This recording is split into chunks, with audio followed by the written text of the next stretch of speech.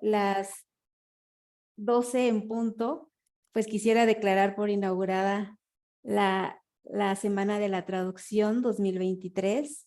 Aquí mismo vamos a empezar con la primera de las 15 ponencias. Y para mí es un honor en esta tarde presentar a la licenciada Carla Navarro. Yo he tenido la oportunidad de verla en otros seminarios, siempre hablando de traducción jurídica, y creo que la información que les va a dejar hoy va a ser invaluable. Carla es licenciada en Derecho, pero también estudió la licenciatura en Lengua y Literaturas Hispánicas en la UNAM, además de complementar esta formación con un diplomado en traducción de textos especializados. Actualmente es perito traductor ante el Poder Judicial de la Federación, y además de la traducción jurídica, otras áreas de interés de ella son el subtitulaje y la traducción literaria. Les recuerdo que cómo va a estar la dinámica de la sesión. La ponente va a presentar su disertación y al final tendremos una sesión de preguntas y respuestas. Por lo que les pido que cualquier duda que tenga me la vayan poniendo en el chat, y al final yo se la haré a Carla para que podamos tener toda la información y sacar el mayor provecho de su disertación. Entonces, sin más, Carla, te cedo la palabra.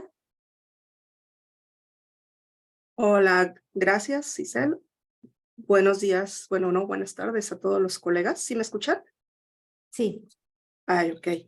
Bueno, pues les comparto mi pantalla, nada más me dicen si se ve, por favor.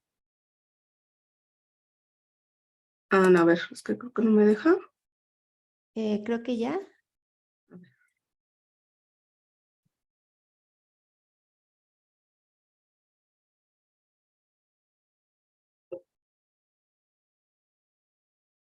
Ahí ya la ven todos. Sí.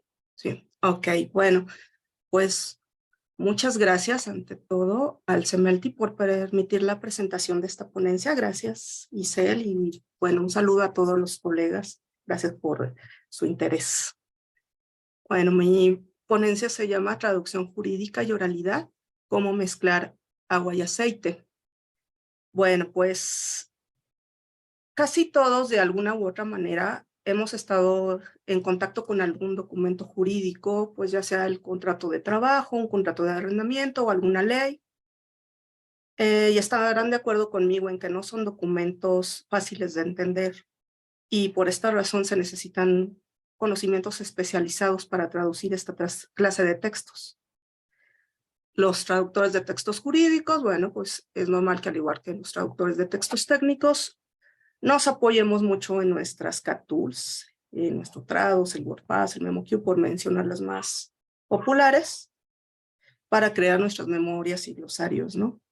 Sin embargo, dentro de la traducción jurídica existen proyectos peculiares en donde nuestras CAT tools pues nos sirven de poco o casi nada. Pues tenemos que traducir oralidad, y bueno, así fue como se me ocurrió la idea para esta ponencia cuando me hablaron de una agencia en Estados Unidos y me hicieron firmar un contrato de confidencialidad, así que muy pesados por la clase de proyectos que esto implicaba, porque son traducciones de audiencias, de interrogatorios y de intervenciones telefónicas.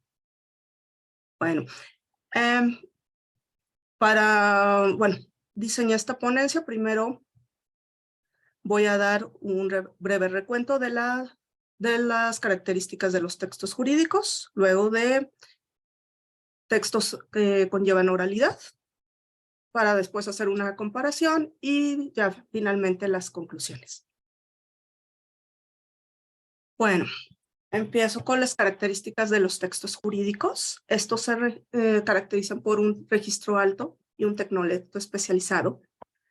Para ejemplificar esto, puse esta publicación que de tanto en tanto aparece en los grupos de abogados, que me parece muy graciosa. Dice: en derecho, tachas no son drogas. De hecho, las tachas es la inconformidad con el testigo de la contraparte. Mora no es un fruto. Mora es el retraso en un pago. Servidumbre no es una empleada doméstica, de hecho es un derecho real entre predios de distinto dueño. Costas no son playas, son los gastos. Tenedor no es un cubierto, es el titular de un derecho. Bueno, ya si nos vamos con flagrancia, res, tipo, auto. Amparo no es una señora. Imputado no es alguien enojado. Bueno, como ven, bueno, para cualquier persona que no tenga conocimiento en derecho, bueno, pues estos términos son, estas acepciones son totalmente desconocidas, ¿no? Que solo con este conocimiento solo lo tendrían pues algún jurista. Es lo que llamamos el legalismo. Este cartón salió en The New Yorker. Aquí están los diablitos diciendo, pues el vocabulario de este contrato es farragoso e indirecto y usa tecnicismos y frases innecesarias. Estoy muy impresionado, ¿no? Para que vean que, bueno, ahora sí que el legalese es difícil de entender. Bueno, tenemos las expresiones en latín como bona fide, que es buena fe, el de cujus, que es un occiso, de facto, de hecho, de jure, que es por derecho, de motu proprio, que es voluntariamente. Los dobletes y tripletes, aquí tenemos algunos ejemplos, como individually and separately, agree and acknowledge, any and all, modifications, changes or alterations. Y bueno, si ven, pues prácticamente son sinónimos. Pero en contratos, sobre todo, se utilizan para reiterar y que no queden, no dar lugar a segundas interpretaciones. Ahora, también los textos jurídicos están llenos de adverbios compuestos. Estos adverbios pues alguien con nivel de inglés conversacional pues o nunca o pausado, no usa y prácticamente solo se ven documentos de este tipo, ¿no? Como hereby, hereunder, therein, thereafter, hereinafter.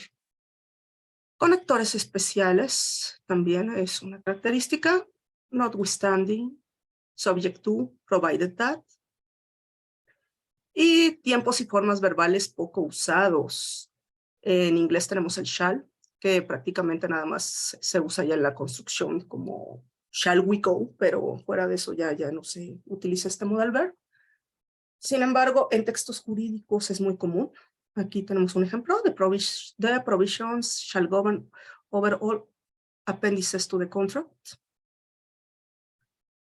Y en español tenemos el uso del subjuntivo futuro.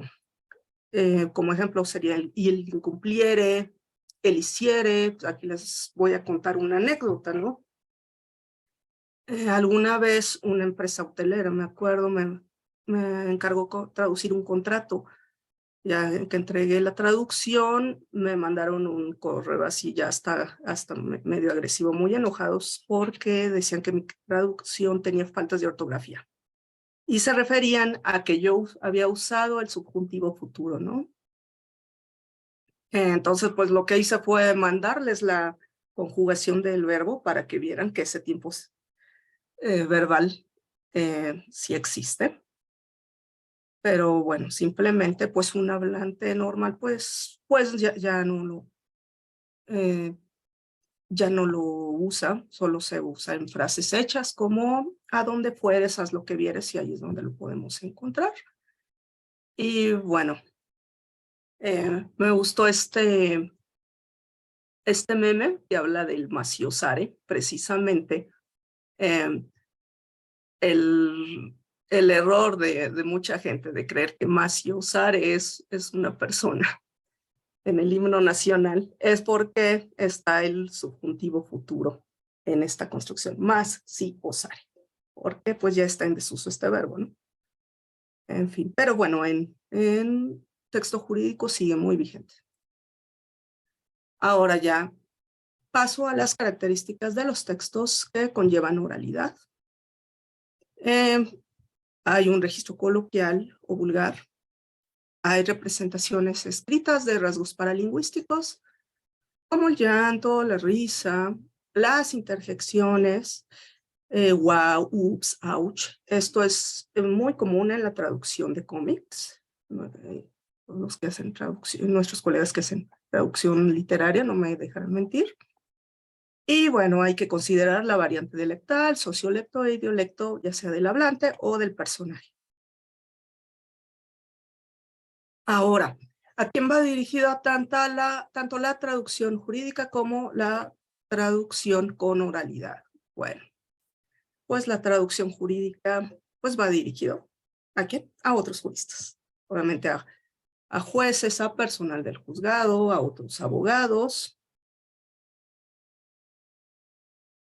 Y la traducción de oralidad va dirigida a el público en general, porque la encontramos en la traducción audiovisual y la traducción literaria, ¿ok? En películas, en series, documentales y obviamente en los libros. Pero, como, bueno, ya les había mencionado al principio, en traducción jurídica hay textos peculiares donde tenemos que traducir oralidad. ¿Cómo nos llega esto? Normalmente es a través de las versiones estenográficas. En la primera imagen, donde ven esta chica frente a la computadora, bueno, está tecleando en un estenógrafo y ahí ella recoge todo lo que se dice en una audiencia, lo que dice el juez, lo que dice el abogado, lo que dice el acusado, el testigo.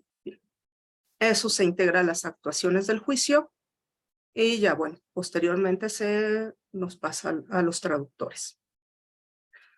En un interrogatorio, por ejemplo, bueno, lo que se hace normalmente es que se graba la entrevista policial, después se hace una transcripción y ya nos llega el texto al traductor. Y por último, aunque es la intervención telefónica. Esto, aunque parezca material de películas o de series, bueno, pues sí se da. La intervención telefónica no se autoriza para cualquier delito, se autoriza en caso de delito grave como trata de personas, delitos que tengan que ver con el narcotráfico o delincuencia organizada. Y bueno, pues ahí se graba el audio, se hace igual la transcripción y nos llega el texto al traductor.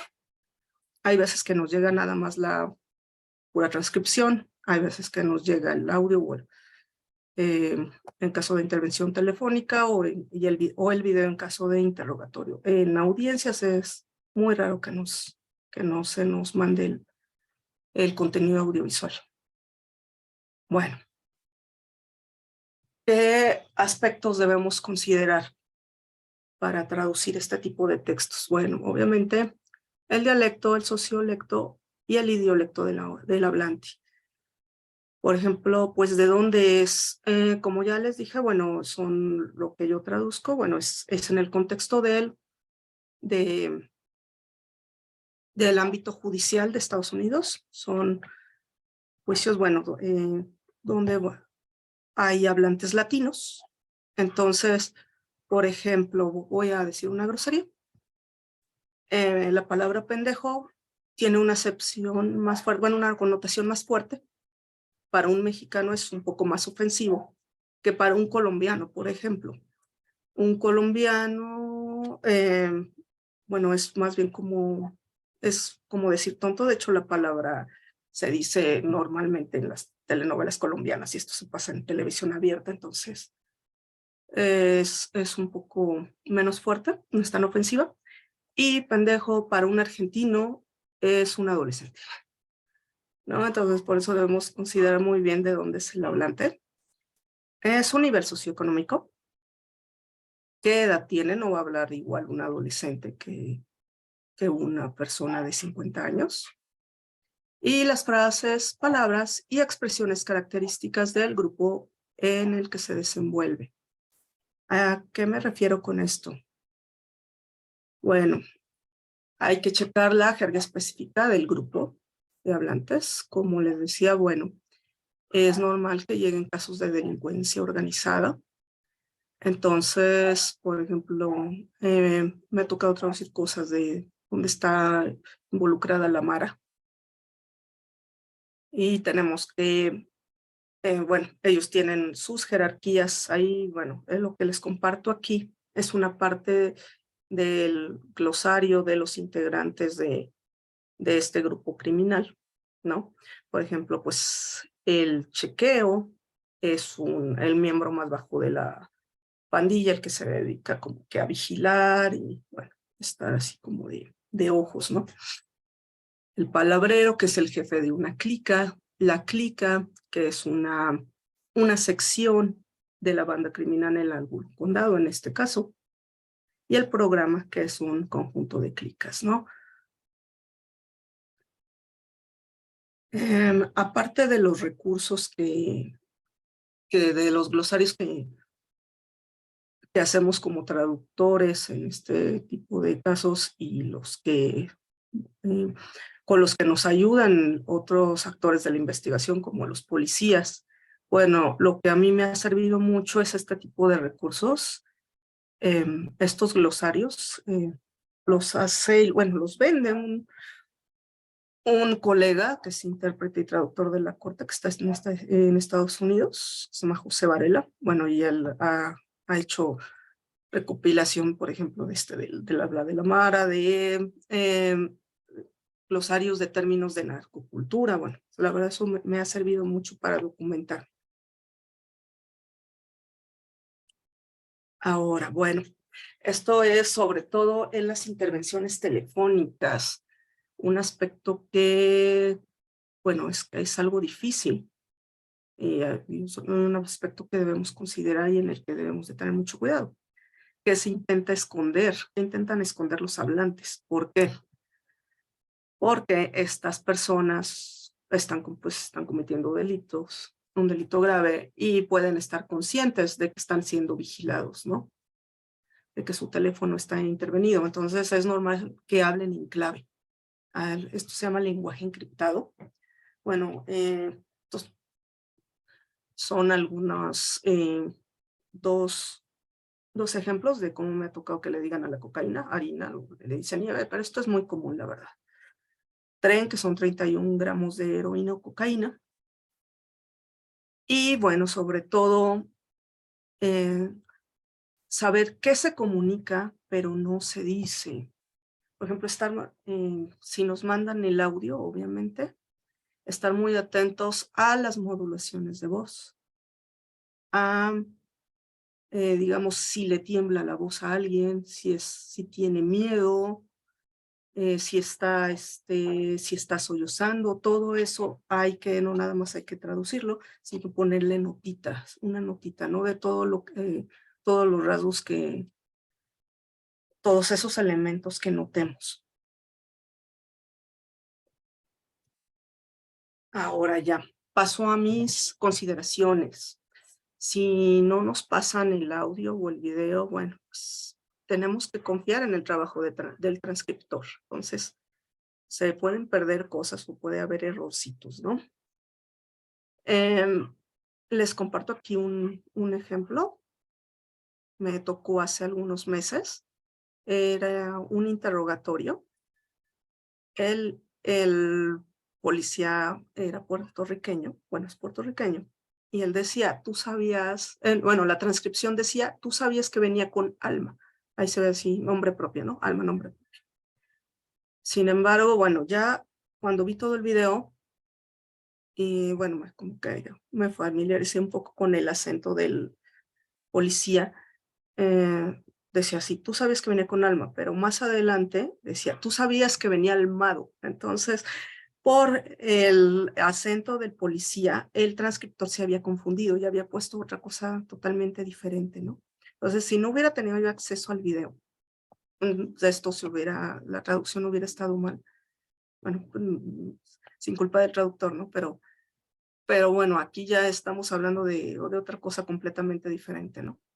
Bueno, como les decía, bueno, la transcripción, bueno, pues hay pérdida de estos elementos paralingüísticos, el silencio, la entonación, las pausas, las interjecciones, que pues nos dicen muchas cosas, que nos da mucho contexto. Y Bueno, pues no podemos, en el caso de una intervención telefónica, no podemos consultar al hablante. Acá, bueno, si estoy traduciendo un contrato, pues es común que yo le hable al abogado si no le entiendo qué quiso decir. Y ya me disipa mi duda. Incluso, no sé, alguna vez estaba haciendo un ejercicio de traducción y estaba traduciendo un cuento de un escritor conocido, Irving Welsh. Él tiene Twitter, entonces algo que no entendía, le escribí por Twitter y me contestó, ¿no? Entonces podemos tener esa facilidad. Pero bueno, aquí en una intervención telefónica, pues es imposible. Y aquí otra cosa que considero, bueno, pues en las audiencias el discurso pasa por el intérprete, bueno, pues son hablantes latinos, pasa por el intérprete, luego recoge eso el transcriptor del estenógrafo, en la versión estenográfica, y se nos va al traductor. Entonces ya pasó ese discurso por mucha gente. Entonces es probable que se pueda perder ciertas cosas, se puedan malinterpretar ciertas cosas. Hay que tener mucho cuidado, ¿no? Hay que considerar todo. Y bueno, pues les hago una comparación, porque bueno, aparte de, bueno, aunque la mayoría de textos que traduzco son jurídicos, bueno, también me interesa la traducción audiovisual y literaria y hago este tipo de trabajo un poquito también como para despejarme de la densidad de la traducción jurídica. Bueno, es la comparación de oralidad en traducción audiovisual y literaria y oralidad en traducción jurídica. Bueno, empiezo. En oralidad en traducción audiovisual y literaria, se suprimen elementos debido al espacio y velocidad de lectura. Obviamente en subtítulos tenemos solo espacio para cierto número de caracteres. Igual en traducción de cómics, por el globo de diálogo solo nos da este espacio para pues un espacio muy reducido. No nos podemos extender. Se suaviza el discurso dependiendo del público. Esto es normal si el contenido va a televisión abierta. Entonces, sí es normal que se supriman groserías o las palabras tabú, palabras de tipo sexual que nos dicen, bueno, pues ahí pon algún eufemismo, no solo insinúan o no la incluyes. La adaptación de referencias culturales, bueno, pues los traductores aquí podemos ser muy creativos traduciendo idioms o algo que les sea mucho más familiar al público que va a consumir el contenido audiovisual. Y también es normal la estandarización. Bueno, el ejemplo más común es el español neutro. Español que todos entendemos pero nadie habla. Bueno, si el contenido, algún programa va para Latinoamérica, bueno, normal que nos lo pidan con español neutro. Ahora paso a la traducción jurídica, la oralidad en traducción jurídica. Aquí no podemos emitir elementos porque nuestra traducción formará parte de un expediente judicial. Como les dije, debemos ser muy específicos, todo suma, todo resta, está en juego la vida, la libertad de una persona, ¿no? Entonces, todos estos elementos paralingüísticos que les dije, hay que ponerlos, que si le tiembla la voz, que si está llorando, que si cerró, que si habló con ironía, bueno, pues hay que ponerle ahí alguna nota. Hay que tener, bueno, después hay que tener fidelidad en el discurso. Por muy perturbador que nos parezca el contenido, bueno, en los textos jurídicos tenemos que un poquito desensibilizarnos, ¿no? Sé que nos podría llegar a afectar este tipo de casos, el que se esté describiendo, por ejemplo, una tortura, un asesinato. No podemos suavizar el discurso, no podemos omitir nada. Vamos a ser muy, muy específicos y llamar a las cosas por su nombre. Los genitales se llaman por su nombre, ¿no? Entonces, no, si nos da penita, si tenemos ahí algún problema, bueno, pues sí hay que pensar si estamos hechos para este tipo de traducción, porque sí llega a afectar también psicológicamente, ¿no? Bueno, sí nos llega a afectar emocionalmente. Bueno, No hay adaptación de referencias culturales. Aquí lo mejor es traducir un poco literalmente un idioma y ya después poner una nota explicando para que no haya una interpretación errónea. Y bueno, ya por último, pues obviamente no hay una estandarización del discurso, ¿no? Como les decía, pues hay que considerar mucho la variante dialectal de cada hablante.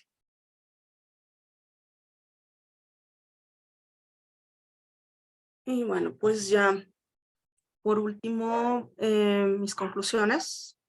Como con todo texto legal, hay que estar muy consciente de la responsabilidad que implica este tipo de textos. Nuestra traducción va a tener consecuencias de derecho, entonces va a tener implicaciones sobre la vida de las personas, sobre la libertad de alguien, ¿no? Si traducimos mal algo, tal vez estemos inculpando a alguien o tal vez estemos quitándole responsabilidad a una persona que cometió un delito. Entonces hay que ser muy conscientes de eso, ser muy cuidadosos. Como les decía, bueno, en la elección de palabras no podemos utilizar eufemismos, llamar a las cosas por su nombre, como les acabo de mencionar. Hay que investigar mucho sobre el caso concreto, el tipo de delito, hacer derecho comparado, obviamente, ¿no? Cómo se... bueno, sí, se hace derecho comparado, cómo está la ley tanto en diferentes estados como aquí en México, y bueno, sí, hay delitos que no contemplan exactamente lo mismo, bueno, hay que hacer este ejercicio. Hay que investigar mucho en casos de delincuencia organizada a la pandilla, como ya les decía. No es lo mismo la jerga que utiliza la Mara o la jerga que utiliza el cártel de Sinaloa, por ejemplo, ¿no? Y sobre todo, bueno, estar consciente de las posibles implicaciones que tenemos al traducir este tipo de texto, aparte de la responsabilidad, ¿no? Por la peligrosidad de los acusados, bueno, yo estaba pensando que mientras nuestros colegas traductores literarios están luchando para que se reconozca y se le dé el crédito del traductor ahí junto al autor y que aparezca en grande el crédito, bueno, aquí es mejor que, bueno, eso es una opinión mía, aquí es mejor que no aparezca mi nombre y hacer esto a través de una empresa, porque bueno, son grupos peligrosos, ¿no? Y obviamente son textos muy confidenciales. No podemos estar hablando de nuestro trabajo que ahí voy a hacer mi TikTok y voy a platicar lo que estoy traduciendo. Pues no, son expedientes judiciales que pues sé que aún están en juicio y aunque ya se hayan terminado, bueno, pues no, tal vez si estamos nosotros aquí presumiendo, miren mi trabajo que no, ¿qué tal si alguien nos ubica? Bueno, todo muy confidencial, es mejor no, no hablar de eso abiertamente, ¿no? Y bueno, pues ya con eso terminó. Estas son algunas referencias que utilicé para la creación de la ponencia y les doy las gracias por su atención. Espero que les haya parecido interesante. Muchas gracias, Carla. Bueno, en lo que nos comparten algunas dudas, yo sí quería preguntarte, empezar yo con las propias. Creo que esto sí es muy importante. Tú mencionas que el hacer el ejercicio del derecho comparado es básico para la traducción jurídica. Eso también es algo que yo lo he practicado con colegas, más que buscar en un diccionario bilingüe qué significa esto. Esta labor es mucho más extensa y requiere una documentación mucho mayor. ¿Tú qué materiales de referencia utilizas? Bueno, tú eres abogada, ya traes todo este conocimiento desde la carrera, pero además otras como consejos de libros o diccionarios jurídicos monolingües o no sé, tú que ya sabes más desde tu parte de licenciada en Derecho, ¿qué materiales de referencia nos puedes recomendar a los traductores que no tenemos esa formación para hacer este ejercicio de derecho comparado y tener la certeza de que el término que estamos traduciendo sí corresponde? Ok, bueno, pues ahí yo sí recomiendo irse a la ley directamente, ¿no? Sí, sí consultar diccionarios, obviamente, como el Black's Law Dictionary. em, y bueno, obviamente diccionarios jurídicos de derecho mexicano, pero también después de consultar los diccionarios jurídicos, irte directamente a las leyes. Por ejemplo, lo que yo traduzco es del condado del estado de Massachusetts. Entonces yo sí me voy a la ley del estado en general. Y ahí checo el tipo de delito y si es equiparable al delito que, que, que existe aquí en México. Y si implica, no sé, a veces no es el mismo tipo, a veces implica más cosas, ¿no? Ahí sí le pongo una notita explicando, ¿no? Porque sí, a veces no es lo mismo, ¿no? Se parece, pero no es igual, ¿no? Y si no implica lo mismo, es igual. Por ejemplo, un ejemplo muy claro es del derecho mexicano es el amparo, ¿no? En Estados Unidos no existe esa figura y por lo regular no se traduce y mejor se da una pequeña explicación en notas del traductor. Pero sí, sobre todo irse directamente a las leyes después de consultar los diccionarios. Sí, claro, esa es como la fuente más fidedigna, ¿no? Y también otra mía, ¿qué tantas notas del traductor incluyes tú en lo general? Porque muchas veces algunos nos dicen no tantas, otros cuando sea necesario, cuando solo sean referencias culturales. ¿Tú qué tanto las utilizas? En este tipo de traducción, entre más, si hay lugar a ambigüedad, como no, pues obviamente no, entre menos ambigüedad mejor, sí pongo notas. Aquí sí es libre, ¿no? Incluso el mismo, así que mi mismo jefe nos dice, ponle lo que quieras, tú extiéndete y es mejor explicar de más a que quede algo así sin que alguna parte lo pueda entender, ¿no? Porque así ya estaríamos si algo no se entiende, ya estaríamos vulnerando los derechos lingüísticos de un imputado, por ejemplo. Entonces, Claro, sí, ahí sí extiéndanse, ¿no? Aquí no hay aquí no es como en los subtítulos, ¿no? No hay límite. límite para los caracteres, no hay problema. Ok, ahora voy con la pregunta de alguien más. Dice, nos pregunta Samantha, ¿cómo puedo comenzar a adentrarme en la traducción jurídica? ¿Necesito tomar algún curso sobre derecho?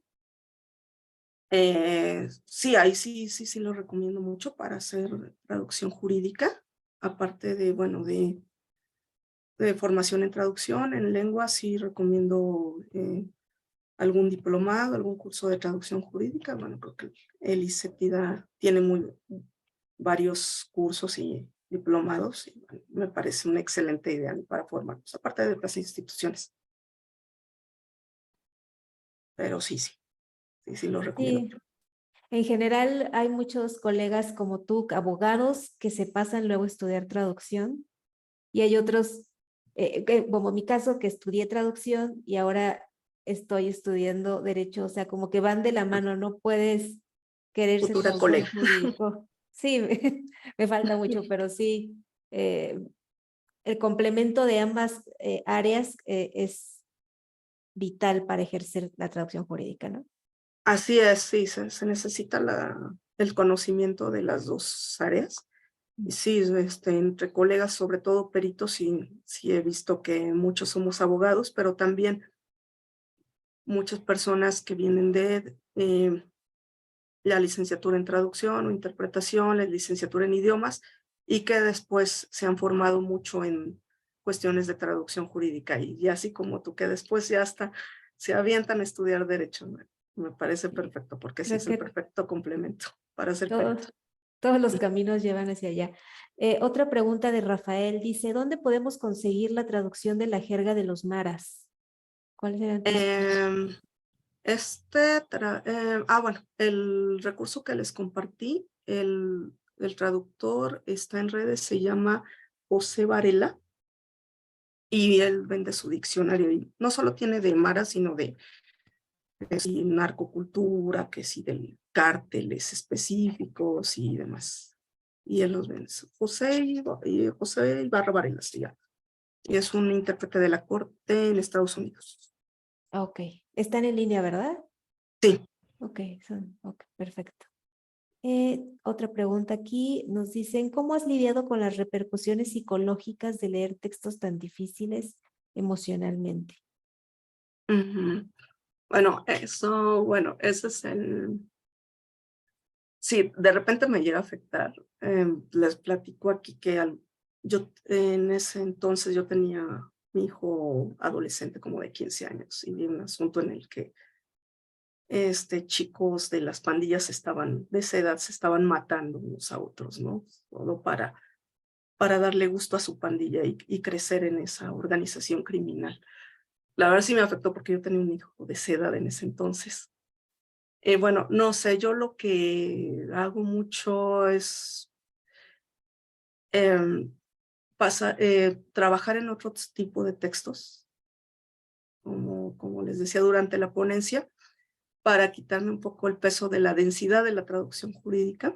Entonces traduzco literatura o algunos subtítulos de alguna caricatura, en fin. Esa es la forma que he encontrado yo para lidiar con el cansancio mental de la traducción jurídica. Y sí, y con esas repercusiones psicológicas que sí te llegan a afectar, ¿no? Como cuando ves una película de terror y luego pones una de caricatura para Ajá, compensar. o luego pongo, no sé, sí, pongo The Office, ¿no? Alguna comedia para que me alegre. Bueno, pues Eh, esa es la manera que encontrar. ok, otra pregunta por aquí dice, ¿has rechazado algún trabajo por peligrosidad? Pregunta Argelia. Hasta ahora no. Hasta ahora no, pero sí, como les dije, trato de mantener la confidencialidad al 100 porque luego a veces no le platico ni a mi familia, ¿no? Ni a mi mejor amigo, ¿no? Simplemente así, ¿no? Es mejor en este tipo de cosas, ya, guardártelo para ti y ya, ser muy profesional. Bueno, y eso es parte de ser profesional en la traducción de textos jurídicos, la confidencialidad. Pero no he rechazado.